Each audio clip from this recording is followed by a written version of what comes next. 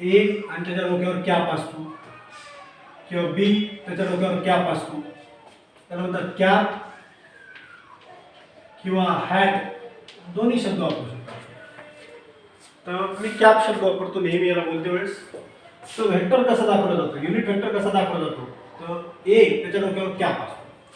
Ordinary आपण काय करतो, व्हेक्टर कसा रिप्रेझेंट करतो, ए आणि त्याच्या डोक्यावर काय करतो आपण बार देतो. ओके, पण हा जो व्हेक्टर आहे युनिट व्हेक्टर, हा एकमेव व्हेक्टर असा आहे, आपण हा रिप्रेझेंट कशाला करतो, कॅपने रिप्रेझेंट करतो. डोक्यावर काय देतो त्याच्या कॅप. ओके, तर युनिट व्हेक्टर म्हणजे काय, ठीक आहे, याला काय म्हणतो आपण, याला काय म्हणू आपण, कॅप किंवा आर हॅट असे दोन नाव. ओके, तर it is represented by A cap R B cap. Okay, next unit vector म्हणजे काय, तर युनिट व्हेक्टर म्हणजे असा व्हेक्टर ज्याचं मॅग्निट्यूड 1 आहे आणि it has particular direction. Unit म्हणजे 1, युनिट म्हणजे काय 1, ठीक आहे. तर ज्या व्हेक्टरचं मॅग्निट्यूड 1 आहे आणि it has particular direction is called unit vector. Okay, a vector whose magnitude is 1 is called unit vector. Vector आहे म्हणजे डायरेक्शन तर असेल, युनिट व्हेक्टर, त्यालाच काय म्हणतो आपण युनिट. तर प्रत्येक व्हेक्टरला एक युनिट व्हेक्टर असतो, लक्ष द्या. समजा हा वेक्टर आहे ए बार, हा वेक्टर कसा रिप्रेझेंट केला जातो, तर हा वेक्टर रिप्रेझेंट केला जातो mod of A multiplied by A cap. ठीक आहे, तर हा जो आहे मॉड ऑफ ए, हे त्याचं काय असेल, या वेक्टरचं काय असेल, हे मॅग्निट्यूड, इट हॅज मॅग्निट्यूड, हे असेल मॅग्निट्यूड.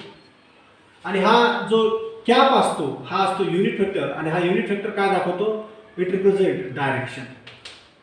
ठीक आहे, तर बेसिकली लक्षात ठेवा युनिट वेक्टर काय सांगतो, तर युनिट वेक्टर सांगतो या वेक्टरची डायरेक्शन काय आहे. ठीक आहे, या वेक्टरची डायरेक्शन कोणती आहे हे सांगण्याचं काम कोण करतो, युनिट वेक्टर. तर कोणताही वेक्टर कसा रिप्रेझेंट केला जातो, A bar equals to mod of A multiplied by A. आता मी हे तुम्हाला त्या दिवशी सांगितलं होतं, मी इथं फक्त मॉड ऑफ ए घेतलं. ठीक आहे, तर आज मी इथं mod of A multiplied by A cap घेतले. तर हा ए कॅप म्हणजे काय, ए कॅप म्हणजे युनिट वेक्टर, त्याचं मॅग्निट्यूड किती असतं, 1 असतं. ठीक आहे, तर हा जो वेक्टर आहे ए, हा या युनिट वेक्टरच्या किती टाइम्स मोठा आहे, मॉड ऑफ ए टाइम्स मोठा आहे.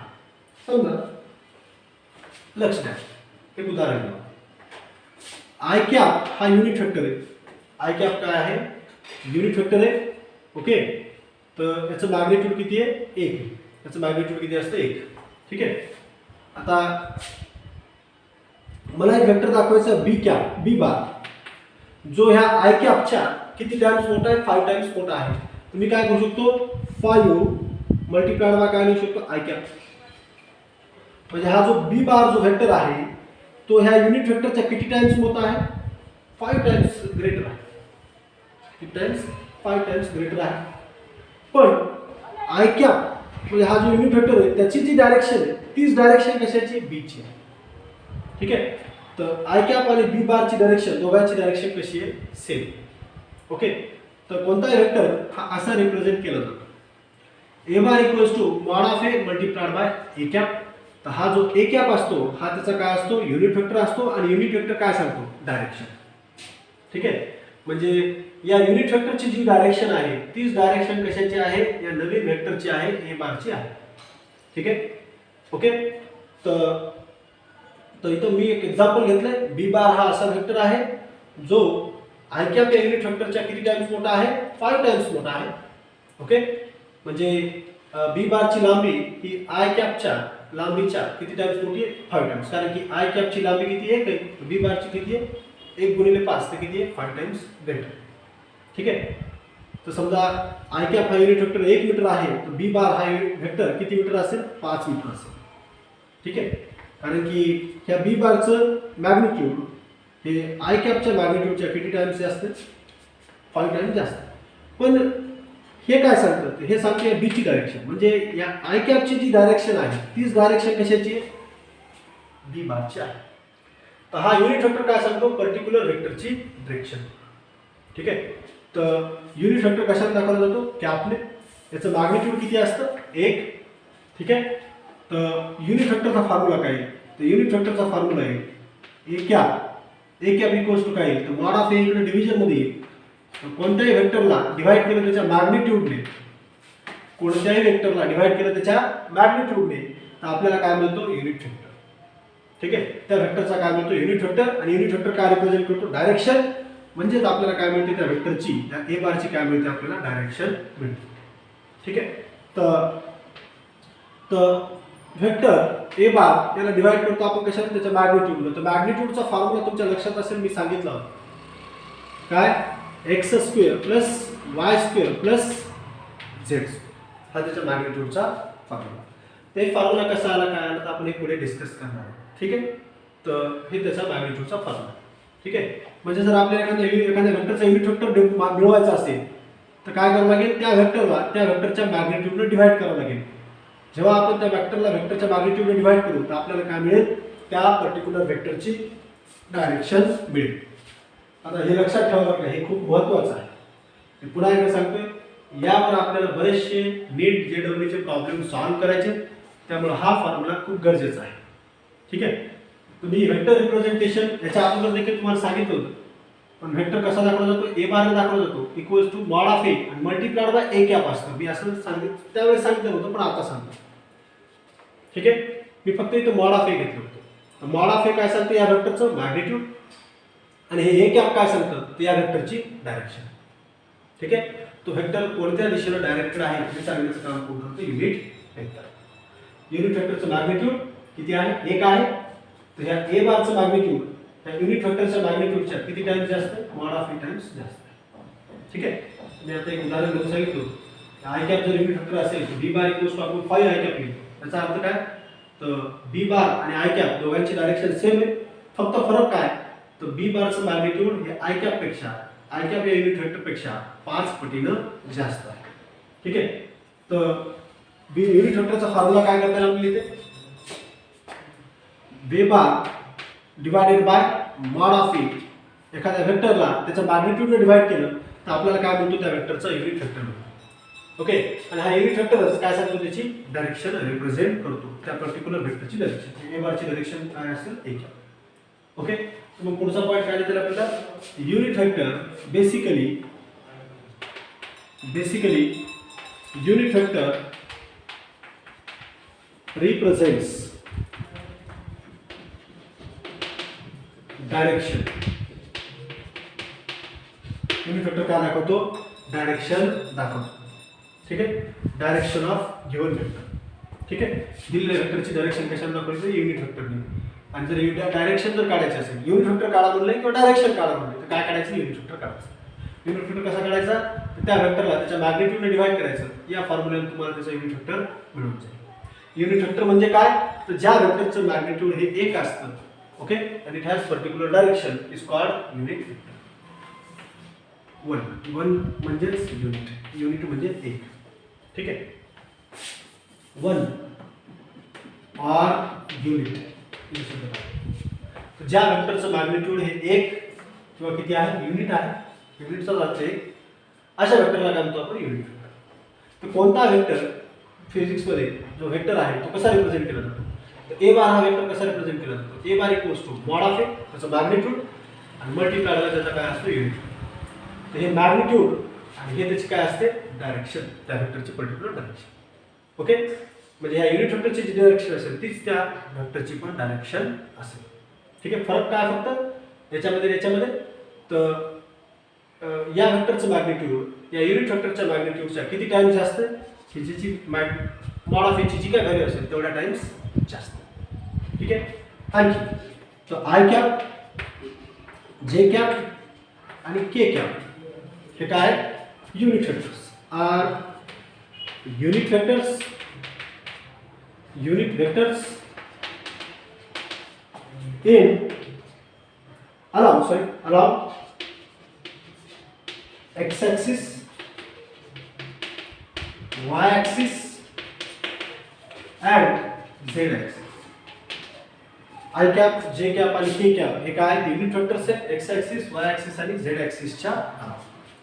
तर ही समजा झेड ॲक्सिस, ही एक्स ॲक्सिस आणि ही वाय ॲक्सिस, वाय एक्स आणि झेड.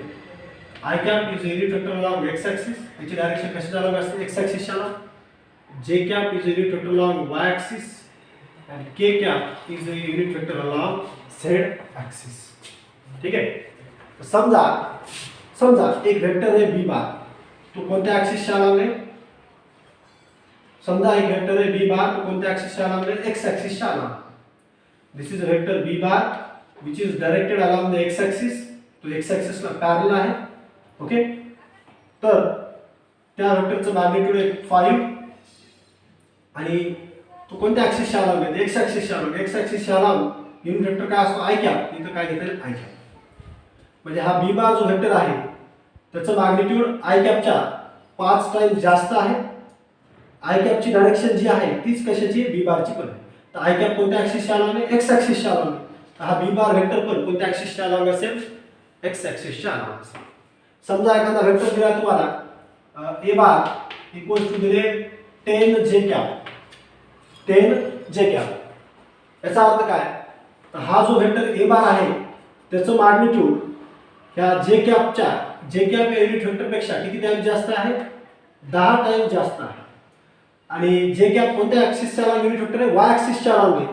म्हणजे ए बार जो वेक्टर आहे तो कोणत्या ॲक्सिसच्या अलॉंग असेल, वाय ॲक्सिसच्या अलॉंग असेल. ओके. जे कॅप आहे कोणत्या ॲक्सिसच्या अलॉंग डायरेक्शन दाखवतो, वाय ॲक्सिसच्या अलॉंग. तर ए बारची डायरेक्शन पण कशाच्या अलॉंग असेल, वाय ॲक्सिसच्या. ए बार इक्वल्स टू काय लिहितात आपल्याला, 10 जे कॅप. ओके. समजा एखादा वेक्टर आहे सी बार इक्वल्स टू दिले आपल्याला समजा 6 के कॅप, 6 के कॅप. याचा अर्थ काय, हा जो वेक्टर आहे तो के कॅप या युनिट वेक्टरपेक्षा मॅग्निट्यूड कितीने जास्त आहे, 6 पटीने जास्त आहे. ठीक आहे. आणि त्याची जे डायरेक्शन, त्या सी बारची डायरेक्शन आणि के कॅपची डायरेक्शन सेम आहे. तर के कॅप कोणत्या ॲक्सिसच्या अलॉंग डायरेक्टेड आहे, झेड ॲक्सिसच्या अलॉंग डायरेक्टेड आहे. हा जो के कॅप युनिट वेक्टर आहे तो कोणत्या ॲक्सिसच्या अलॉंग डायरेक्टेड आहे, झेड ॲक्सिसच्या अलॉंग आहे. तर सी बार पण कोणत्या ॲक्सिसच्या अलॉंग डायरेक्टेड असेल, तर झेड ॲक्सिसच्या अलॉंग. तर सी बार इक्वल्स टू काय देणार आपल्याला, 6 के कॅप. हा असेल हा वेक्टर सी बार, त्याचं मॅग्निट्यूड आहे 6 आणि त्याची डायरेक्शन कोणत्या ॲक्सिसच्या अलॉंग आहे, झेड ॲक्सिसच्या. म्हणून इथं काय घेतलं आपण, के कॅप. बी बार हा वेक्टर आहे, त्याचं मॅग्निट्यूड आहे 5. तो कोणत्या ॲक्सिसच्या अलॉंग डायरेक्टेड आहे, एक्स ॲक्सिसच्या अलॉंग. म्हणून इथं आपण काय घेतलंय, आय कॅप. ओके. हा ए बार जो वेक्टर आहे त्याचं मॅग्निट्यूड आहे 10 आणि तो कोणत्या ॲक्सिसच्या अलॉंग डायरेक्टेड असेल, वाय ॲक्सिसच्या अलॉंग. कारण त्याचा युनिट वेक्टर काय आहे, J cap. I cap, J cap आणि K cap are unit vectors along X axis, Y axis and Z axis. Okay.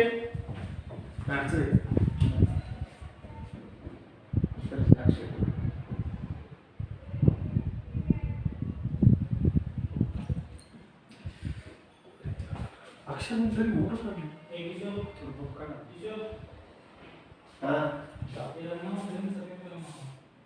उद्या मग तुमचा आहे का? अरे शिकवण्याकडे लक्ष द्यावं. अक्षर थोडं मोठं.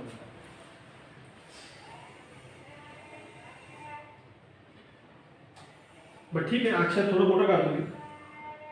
इथे बघा परीक्षा वगैरे, परीक्षेकडे लक्ष देऊ नका. परीक्षा होईल तुमची, त्याचा टाइम उद्याच आहे.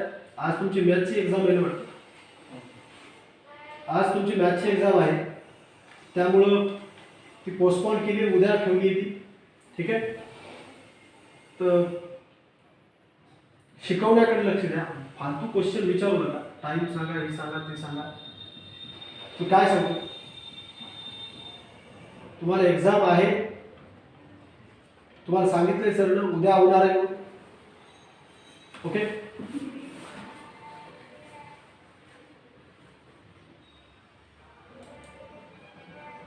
सध्या लक्ष द्या, तुम्ही पिरियडवर कॉन्सन्ट्रेट करत जा.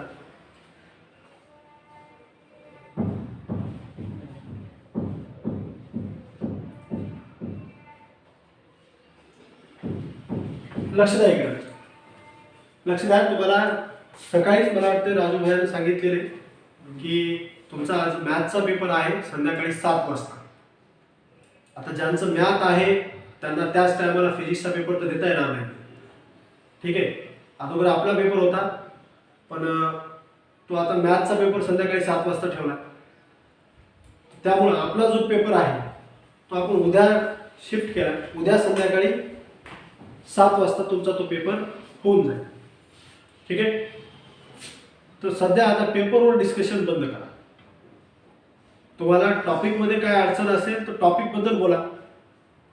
तो काय कळला नसेल तर तो मी सांगतो, एक्सप्लेन करतो.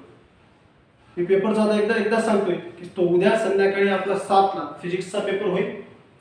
आज संध्याकाळी 7 ला तुमचा गणिताचा पेपर होईल. ज्यांचं मॅथ आहे त्यांचा मला वाटतं शकील सरचा पेपर आहे. ठीक आहे,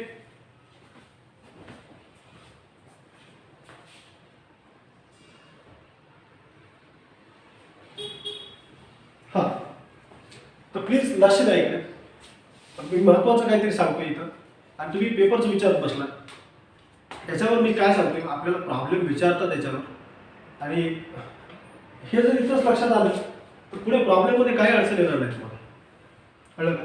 तिथं तर मी पुन्हा एकदा सांगेलच, पण इझिली तुम्ही कोणताही प्रॉब्लेम असा 4-4 मार्काला क्वेश्चन याच्यावर विचारतात तुम्हाला नीटला JEE तुम्ही इझी सॉल्व्ह करू शकता प्रॉब्लेम, काही अवघड नाही. प्लीज थोडंसं कॉन्सन्ट्रेट करा, कारण की याच्यावरचे जे प्रॉब्लेम आहेत व्हेक्टर चॅप्टरवरचे जे प्रॉब्लेम आहेत ते मेजरमेंट सारखे न्यूमेरिकल प्रॉब्लेम नाही. तिथं तुम्हाला प्रॉब्लेम अगोदर समजून घ्यावा लागेल, नंतर तिथं कोणता फॉर्म्युला वापरावा लागेल, त्यानुसार तुम्हाला तिथं त्याचे युजेस करावे लागतील. ठीक आहे, थोडंसं तुम्हाला डोकं पण वापरावं लागेल स्वतःचं. हे इतके सोपे प्रॉब्लेम नाही आहे मागच्यासारखे. जसे फॉर्म्युल्यामध्ये व्हॅल्यू ठेवल्या की लगेच आपला आन्सर येऊन जाईल, फॉर्म्युल्यामध्ये डायमेन्शन टाकले की आपला आन्सर येऊन जाईल. असे प्रॉब्लेम याच्यावर विचारत नाही. याच्यावर थोडी डिफिकल्टी लेवल हाय आहे. ओके, तर ते प्रॉब्लेम पण विचारतात. काही मीडियम प्रॉब्लेम पण आहेत जे इझी आहेत, ते लगेच सॉल्व्ह होतात. पण जे अवघड प्रॉब्लेम आहे ते सॉल्व्ह करण्यासाठी आपल्याला प्रत्येक बेसिक फॉर्म्युला माहिती असणं गरजेचं आहे. ओके, तर मी पुन्हा एकदा सांगतो. युनिट वेक्टर रिप्रेझेंट केला जातो कशाने? कॅपने. कोणत्याही अल्फाबेटच्या डोक्यावर जर कॅप असेल तर तो कोणता वेक्टर आहे? युनिट वेक्टर आहे. त्याचं मॅग्निट्यूड किती असतं? 1 असतं. Okay, it has magnitude 1 or unit is called unit vector. It has particular dimension. तो कोणता वेक्टर, एखादा वेक्टर कसा रिप्रेझेंट केला जातो? सिम्बॉलिकली. तर सिम्बॉलिकली हा वेक्टर रिप्रेझेंट केला जातो. समजा a बार हा वेक्टर आहे, बरोबर. मॉड ऑफ ए म्हणजे त्याचं काय असतं? मॅग्निट्यूड. ओके, आणि दुसरं त्याच्यासोबत असतो त्याचा युनिट वेक्टर. तो काय सांगतो? त्याची डायरेक्शन. युनिट वेक्टर रिप्रेझेंट करतो त्याची डायरेक्शन. ओके, याचा अर्थ काय? लक्ष द्या. हा जो वेक्टर a बार आहे तो ह्या युनिट वेक्टरच्या मॅग्निट्यूडच्या किती टाइम्स जास्त आहे? मॉड ऑफ a टाइम्स जास्त आहे. आणि याची डायरेक्शन आणि याची डायरेक्शन सेम आहे. म्हणजे ए कॅपची जर डायरेक्शन माहिती असेल तर आपल्याला ए बारची डायरेक्शन मिळेल, किंवा ए बारची जी डायरेक्शन असेल तीच कशाची असेल? ए कॅपची डायरेक्शन. ठीक आहे, तर इन शॉर्ट मला काय सांगायचंय, हा युनिट वेक्टर असतो तो काय रिप्रेझेंट करतो? डायरेक्शन रिप्रेझेंट करतो. ओके, मग युनिट वेक्टरची व्हॅल्यू कशी काढायची? युनिट वेक्टर काढा म्हणजे आपल्याला काय मिळेल? त्याची डायरेक्शन मिळेल. तर युनिट वेक्टर कसा काढायचा? तर जर आपल्याला वेक्टर दिलेला असेल त्याला डिवाइड करायचं त्याच्या मॅग्निट्यूडने, तर त्यावरून आपल्याला काय मिळेल? युनिट वेक्टर मिळेल. Magnitude a bar divided by square root of x square plus y square plus z square. हे त्या वेक्टरचं काय असेल? मॅग्निट्यूड. हे फॉर्म्युला कसा आलाय तर मी हे पुढे सांगेन तुम्हाला. ठीक आहे, तर मॉड ऑफ ए असं काढलं जातं, x square plus y square plus z square. आता युनिट वेक्टर काय सांगतो? तर बेसिकली कोणाला दिसत नाहीये. बेसिकली युनिट वेक्टर काय रिप्रेझेंट करतो? ते युनिट वेक्टर काय रिप्रेझेंट करतो? It represent direction. तो काय रिप्रेझेंट करतो? डायरेक्शन रिप्रेझेंट करतो. ठीक आहे, तर मग आय कॅप आपण युनिट वेक्टर घेतो एक्स ॲक्सिसच्या आला, जे कॅप आपण युनिट वेक्टर घेतो वाय ॲक्सिसच्या आला, आणि के कॅप आपण युनिट वेक्टर घेतो झेड ॲक्सिसच्या आला. ठीक आहे, तर I cap is unit vector along x axis, j cap is unit vector along y axis, and k cap is a unit vector along z axis.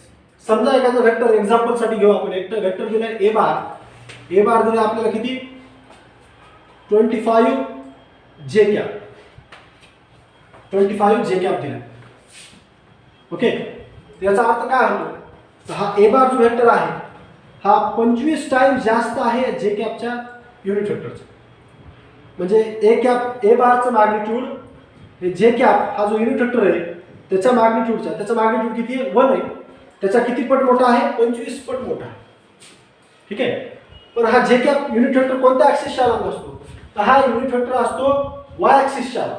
जे cap हा unit vector कोणत्या ऍक्सिसच्या लंब असतो, वाय ऍक्सिसच्या लंब. तर ए बारची direction पण कशाच्या लंब असेल, वाय ऍक्सिसच्या लंब असेल. इथे मी उदाहरण घेतलंय ए बार इक्वल्स टू 10 जे कॅप. म्हणजे हा जो ए बार वेक्टर आहे त्याचं मॅग्निट्यूड जे कॅप युनिट वेक्टरच्या मॅग्निट्यूडच्या 10 टाइम जास्त आहे.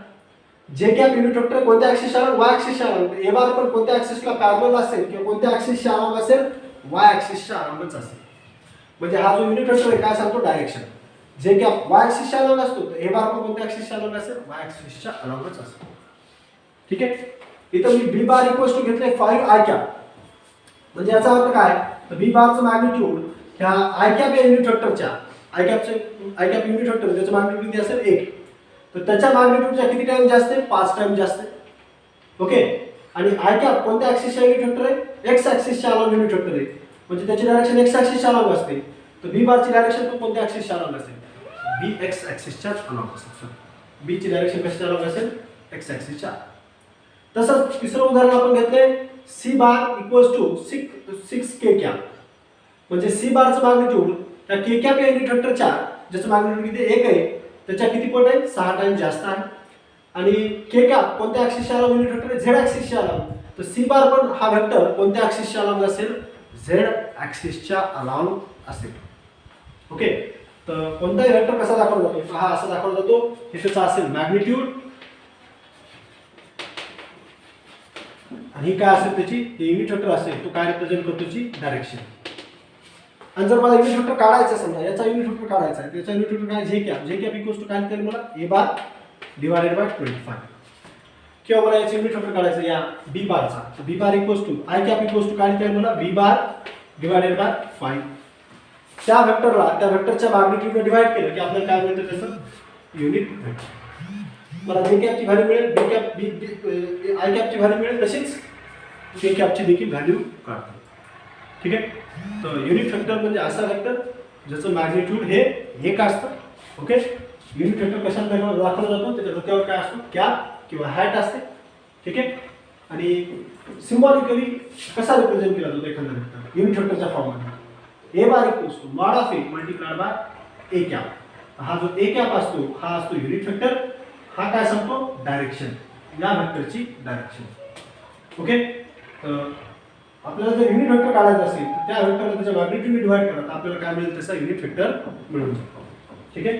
याच्यामध्ये कोणाला काय अडचण असेल तर विचारा प्लीज.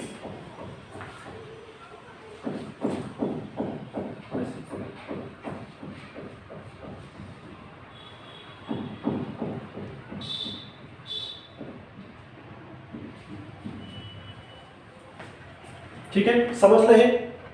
याचा एकदा स्क्रीनशॉट काढून घ्या. याच्यावर आपल्याला प्रॉब्लेम विचारतील, त्याचा स्क्रीनशॉट काढून घ्या प्लीज एकदा.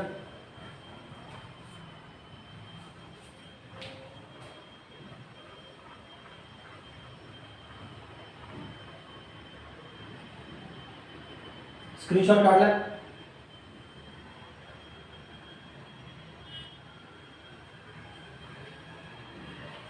हा, डायग्रामचं काय अडचण आहे, डायग्राम दिसत नाही का?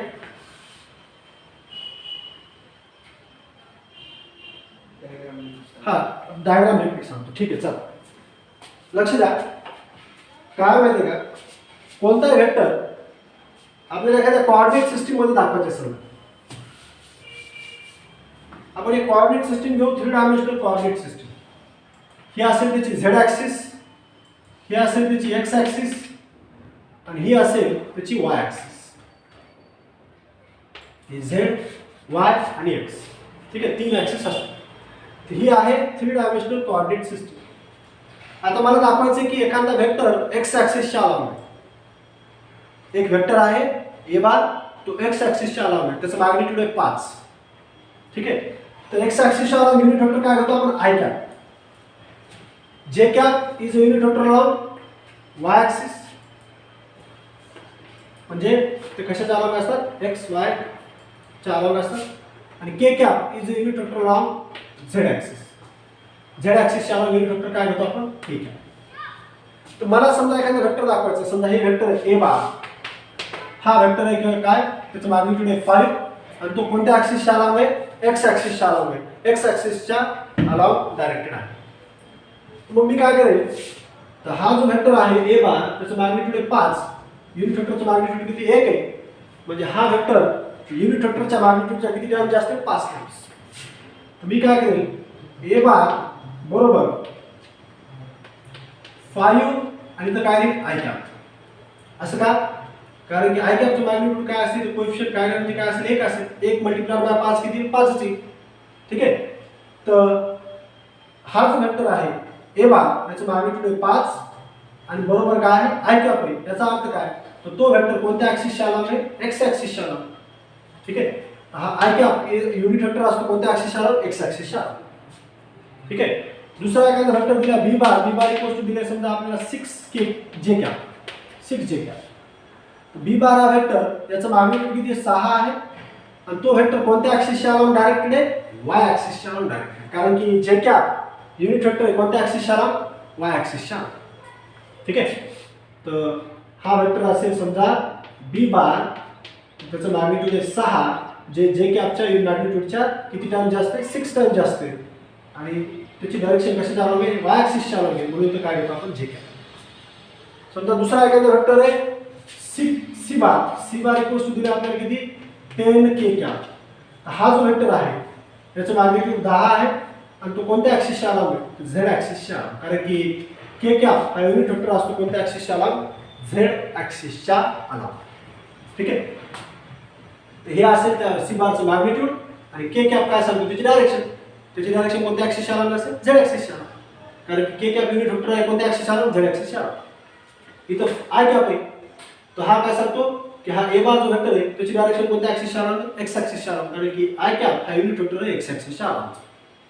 तसंच इथं 6 जे कॅप आहे, तर जे कॅप युनिट वेक्टर आहे वाय ॲक्सिसच्या अलॉंग. ओके. आणि म्हणून हा वेक्टर पण कोणत्या ॲक्सिसच्या अलॉंग असेल वाय ॲक्सिसच्या अलॉंग असेल. समजले.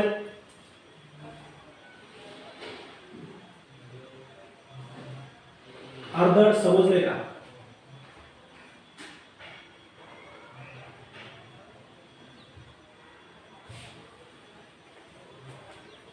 ठीक.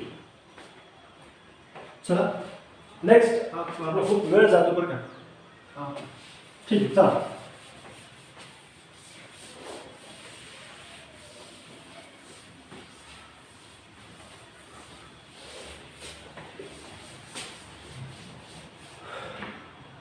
ठीक आहे. नेक्स्ट आपला जो टाइप आहे orthogonal vectors. Orthogonal vectors. Orthogonal vectors.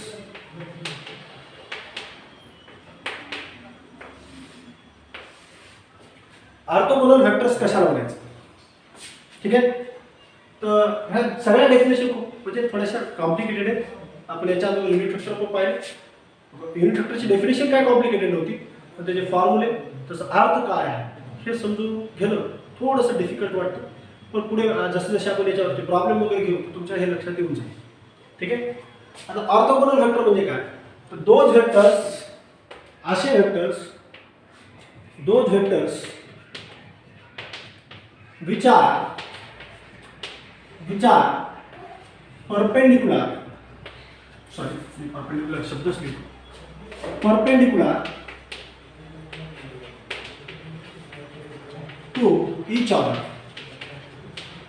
असे वेक्टर जे एकमेकाला परपेंडिक्युलर असतात is called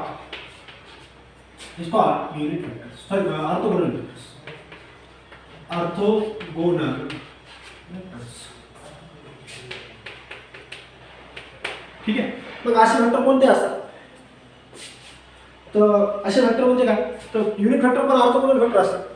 पहा आपण असं डायग्राम काढली की काय I cap J cap are unit vectors around X Y आणि Z axis. I cap is unit vector around X axis, J cap is unit vector around Y axis, K cap is unit vector around Z axis. ठीक आहे.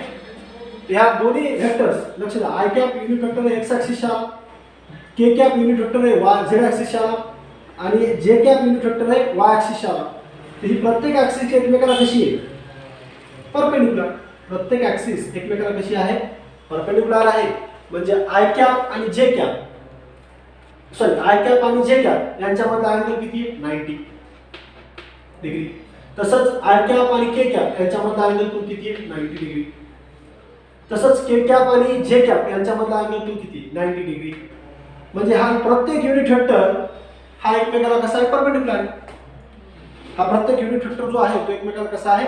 Perpendicular आहे. आणि जे vectors perpendicular असतात एकमेकाला अशा वेक्टरला काय म्हणतो आपण? Orthogonal vector. तर प्रत्येक युनिट वेक्टर हा कोणता वेक्टर आहे? ऑर्थोगोनल वेक्टर आहे. का?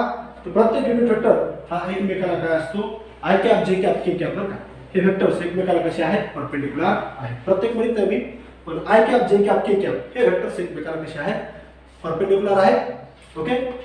तर कारण की हे सर्व वेक्टर्स युनिट वेक्टर्स आहेत एक्स वाय आणि झेड ॲक्सिसच्या आणि प्रत्येक ॲक्सिस हे एकमेकाला काय असते? परपेंडिक्युलर असते. ओके. म्हणून हे I cap J cap K cap हे काय ते ऑर्थोगोनल वेक्टर्स आहेत. ठीक आहे. तर असे दोन वेक्टर्स लक्ष द्या. हा समजा वेक्टर ए बार आहे आणि हा वेक्टर काय आहे? बी बार आहे. यांच्यामधला अँगल किती आहे? 90 डिग्री. यांच्यातला अँगल किती आहे? ए बार इक्वल्स टू दिले आपल्याला समजा mod of A i cap. I cap is unit vector of x axis. तर ही एक्स ॲक्सिस आहे समजा आणि ही वाय ॲक्सिस आहे. तर इथे युनिट वेक्टर काय असेल? जे कॅप वाय ॲक्सिसच्या. तर बी बार इक्वल्स टू काय दिले आपल्याला? Mod of B J cap. तर हे जे दोन वेक्टर्स आहेत यांचं मॅग्निट्यूड एकाच मॅग्निट्यूड मे मॉड ऑफ ए, एकाच मॅग्निट्यूड मॉड ऑफ बी. एकाच युनिट वेक्टर आय कॅप, दुसऱ्याचं unit vector J cap. I cap unit vector आहे एक्स ॲक्सिसच्या, जे कॅप युनिट वेक्टर आहे वाय ॲक्सिसच्या. म्हणून या दोघांमधला अँगल किती असेल? 90 डिग्री. म्हणून हे ए बार आणि बी बार, ए बार आणि बी बार हे कोणते वेक्टर्स आहेत? Orthogonal vectors. Orthogonal vectors. काय असतील? ऑर्थोगोनल वेक्टर्स असतात. ठीक आहे. असे वेक्टर्स जे एकमेकाला परपेंडिक्युलर असतील अशा वेक्टर्सला काय म्हणतो आपण? ऑर्थोगोनल वेक्टर्स म्हणतो. ठीक आहे. And its direction can be understood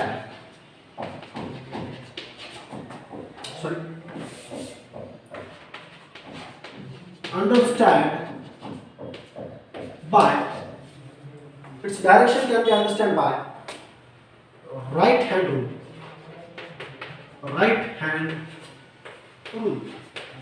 screw rule बोला किंवा right hand rule. Right hand rule काय? लक्ष द्या.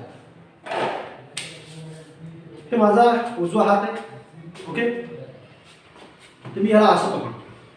समजा मी जे कॅपला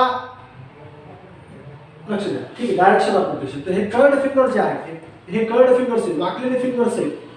हे काय सांगतात? Direction of rotation. आणि हा स्ट्रेच थंब काय सांगतो? तर परपेंडिक्युलर वेक्टरची डायरेक्शन. ठीक आहे. कर्ड फिंगर्स रिप्रेझेंट करतात काय? Direction of rotation. आणि स्ट्रेच थंब काय सांगतो? तर त्या पर्टिक्युलर वेक्टरची डायरेक्शन. आता इथे येऊ. इथे समजा मी आय कॅप या युनिट वेक्टरला रोटेट करतो कुणीकडे? जे कॅपकडे. सॉरी जे कॅपकडे. असं सॉरी हे असं. एक मिनिट कसं दाखवतोय? हा हे असंच बरोबर. आय कॅपला रोटेट करतोय कोणाकडे? जे कॅपकडे. आय कॅपला रोटेट करतोय जे कॅपकडे. तर याला परपेंडिक्युलर वेक्टर खाली असेल. तर खाली कोणता वेक्टर असेल? ही पण कोणती ॲक्सिस आहे? झेड ॲक्सिस आहे. इकडे जर positive K cap unit vector असेल तर खाली कोणता असेल? Minus K cap. ठीक आहे. आणि जर मी वाय कॅपला रोटेट करतो इकडे समजा राईट हँड रूलला, ते पुढे मी सगळं व्यवस्थित सांगेन, आता फक्त समजून घ्या. समजा मी असं रोटेट करतोय, म्हणजे जे कॅपला रोटेट करतो कोणाकडे, आय कॅपकडे, तुम्हाला कोणता वेक्टर मिळेल, के कॅप. या दोघांना परपेंडिक्युलर कोणता वेक्टर मिळेल, के कॅप. जर समजा मी के कॅपला रोटेट केलं जे कॅपकडे, के कॅपला रोटेट केलं जे कॅपकडे, तर असं. जर मी के कॅपला रोटेट केलं जे कॅपकडे, तर मला कोणता वेक्टर मिळाला इकडं, आय कॅप, या दोघांच्या प्लेनला परपेंडिक्युलर. ठीक आहे. आणि जर मी वाय कॅपला रोटेट केलं जे कॅप सोबत, वाय कॅपला रोटेट केलं समजा मी जे कॅप सोबत, आता इथून दाखवणं पॉसिबल नाहीये कारण की आपली जी डायग्राम आहे, आपला डायग्राम आहे 3 डायमेन्शनल, आपला बोर्ड आहे फक्त 2 डायमेन्शनल. ते थोडं दाखवणं पॉसिबल नाही. तुम्ही समजा वाय कॅपला रोटेट करतोय कोणाकडे, जे कॅपकडे, के कॅपकडे, तुम्हाला इकडे कोणती डायरेक्शन मिळेल, ही एक्स ॲक्सिसच मिळेल. पण कोणती, आता निगेटिव्ह एक्स ॲक्सिस. आणि निगेटिव्ह एक्स ॲक्सिसच्या निगेटिव्ह फॅक्टर काय देतो आपण, मायनस आय कॅप. काय देतो आपण, मायनस आय कॅप. इकडे प्लस आय कॅप, इकडे मायनस. वर पॉझिटिव्ह के कॅप, तर खाली मायनस. ठीक आहे. आता नेक्स्ट, जर मी आय कॅपला रोटेट केलं झेड कॅप, के कॅपकडे, आय कॅपला रोटेट केलं कोणाकडे, के कॅपकडे, असं असं तुम्हाला कशाची डायरेक्शन मिळाली, आय कॅपला रोटेट केलं मी के कॅपकडे, तुम्हाला डायरेक्शन मिळाली जे कॅपची. ओके. म्हणजे हा जे कॅप वेक्टर या दोघांच्या प्लेनला कसा आहे, परपेंडिक्युलर. आणि जर मी के कॅपला रोटेट केलं आय कॅपकडे, असं केलं, असं उलट, तुम्हाला कोणता वेक्टर मिळेल, इकडे वाय ॲक्सिसच्या अलॉंग असेल, तो असेल निगेटिव्ह वाय ॲक्सिसच्या अलॉंग, तो असेल मायनस जे. ठीक आहे. तर orthogonal vectors are those vectors which are perpendicular to each other and their direction, these vector its direction can be understood by the right hand rule. Right hand rule वापरून याची direction समजून घेऊ. जर आपण आय कॅपला rotate केलं जे कॅपकडे, हा स्ट्रेच थंब कशाची डायरेक्शन दाखवतो, त्याला परपेंडिक्युलर वेक्टरची डायरेक्शन दाखवतो. ठीक आहे. आणि जर आपण जे कॅपला रोटेट केलं आय कॅपकडे, तर हा स्ट्रेच थंब त्याला परपेंडिक्युलर वेक्टरची डायरेक्शन दाखवतो. ठीक आहे. तर लक्ष द्या, इथं आय कॅपला आपण रोटेट केलं जे कॅपकडे, तर आपल्याला कोणती डायरेक्शन मिळेल, मायनस के कॅपची. आणि जर जे कॅपला रोटेट केलं आय कॅपकडे, तर आपल्याला पॉझिटिव्ह झेड ॲक्सिस मिळेल, तर ते डायरेक्शन कशाची असेल, के कॅपची. त्या दोघांना परपेंडिक्युलर. ठीक आहे. तर इथे डायग्राम दाखवणे, याचा उपयोग आपल्याला व्हेक्टर प्रोडक्टमध्ये होणार कसं. ठीक आहे. आपण एक व्हेक्टर प्रोडक्ट म्हणून प्रोडक्ट पाहणार आहे. ओके. किंवा त्याला म्हणतो आपण क्रॉस प्रोडक्ट. त्या क्रॉस प्रोडक्टमध्ये या रूलचा आपल्याला यूज बऱ्याच वेळेस होणार आहे. ठीक आहे. आणि या ऑर्थोगोनल वेक्टरचा देखील तिथे यूज. ओके. तर ऑर्थोगोनल वेक्टर म्हणजे सगळ्यात सिंपल लक्षात ठेवा, those vectors which are perpendicular to each other. I cap, J cap, K cap are also orthogonal vector because I cap, J cap, K cap are vectors along x axis, y axis and z axis which are perpendicular to each other. एकमेकाला कसे असतील ते perpendicular असतील, म्हणून त्याला आपण कोणते vector म्हणतो, आपण ऑर्थोगोनल वेक्टर्स म्हणतो. ठीक आहे. याच्यामध्ये कोणाला काय अडचण आहे ऑर्थोगोनल वेक्टरमध्ये?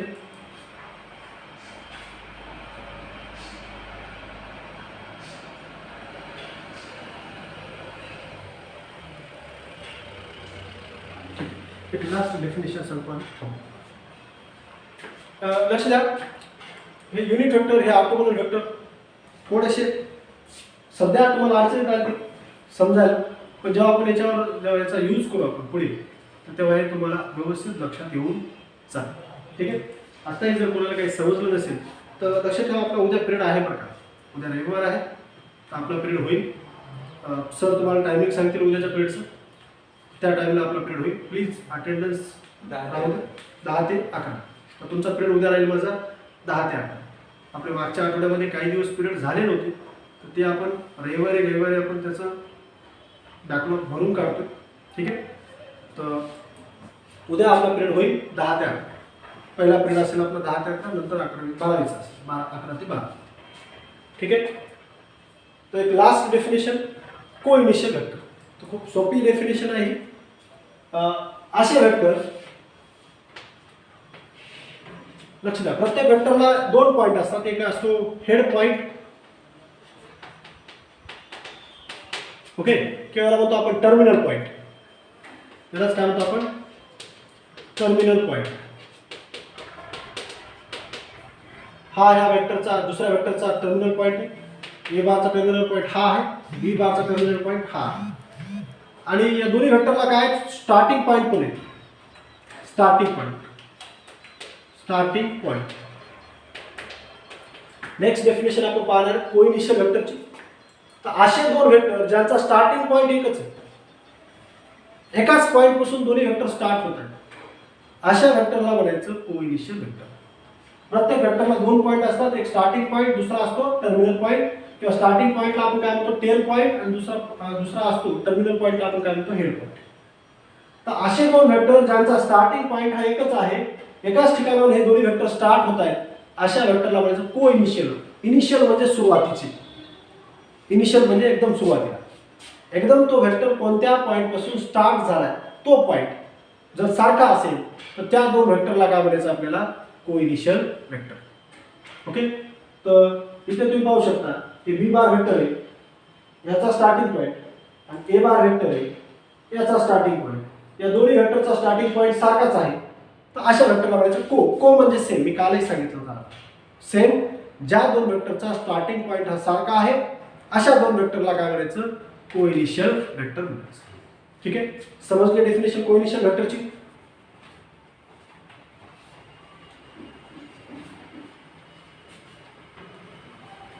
ओके. कोणाला काय अडचण आहे याच्यामध्ये? आज फक्त आपल्या 3 डेफिनेशन झाले, युनिट वेक्टर, ऑर्थोगोनल वेक्टर आणि कोइनिशियल वेक्टर. याच्यामध्ये आणखी काय कोणाला काही एखादा डेफिनेशन समजले नसेल, कुठं काय अडचण असेल तर उद्याच्या पिरियडमध्ये आपण ती घेऊ. कोणाला काय अडचण असेल तर मेसेजमध्ये पाठवत जा. ठीक आहे. म्हटल्यास मी ती पुन्हा एकदा डेफिनेशन रिपीट करेन. थांबवा पण आपली वेळ झाली. तुमचा एकच आहे म्हणून 12 आहे. हा तुमचा एकच आहे पण 10. हा तुमचा एकच पिरियड आहे उद्याचा 10 ते 11 फिजिक्सचा आहे. हां पुन्हा 12 आणि नंतर 12वीचा आहे. बाकी पिरियड नाही आहे तुमचे कोणतेच.